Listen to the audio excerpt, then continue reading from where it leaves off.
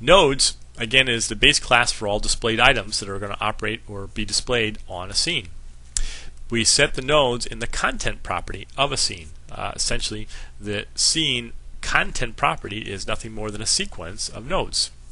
Each node may also have some child nodes itself, making essentially the scene object a graph of displayable nodes.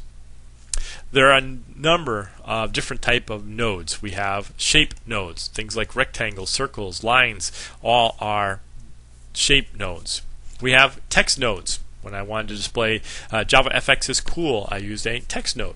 We have image nodes, media nodes, you name it, all sorts of different types of nodes that can be displayed on each of our scenes. Taking a look at an example here, I've set up a stage and I've set its scene to a scene object, and I've provided in its content property a sequence of nodes, in this case a text node, rectangle node, and image view node. Each one of those nodes displays a particular piece on our scene. So for example, the hello world text is represented by that text node. Our rectangle is represented by the blue rectangle displayed on our scene, and obviously finally the image view gives us that Intertech logo on our scene. In addition to providing our nodes on our scenes, we can also add some neat capabilities to each of those nodes. For example, in this case, we can add some animation to some of the nodes. I've added animation with this sample set of JavaFX code to some of our rectangles.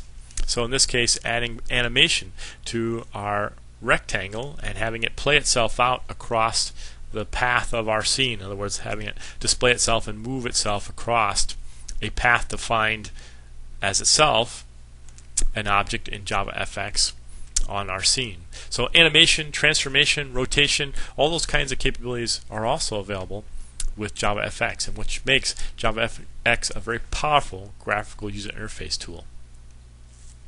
What else can you do with JavaFX graphical user interface capabilities? As I mentioned, things like transformation, rotating, scaling, shearing, all those kinds of capabilities are available in JavaFX with any of our node objects. We can do some simple event handling, determining when one of our nodes has been clicked on or when a keyboard activity has occurred. You've already seen some of the animation. We can add all sorts of media types, and then when you're using the desktop profile, you get the addition of things like widgets, drop-down boxes, radio buttons, check boxes, all those kinds of common user interface capabilities that we see in our desktop applications are provided through the desktop profile. In addition, the desktop profile offers even more advanced features, things like adding shadowing or lighting and blurring effects to our user interface components can be done with the desktop profile API. Well, ladies and gentlemen, I hope you've enjoyed our talk and seen a little bit about how JavaFX might eventually start to control all the screens of your life.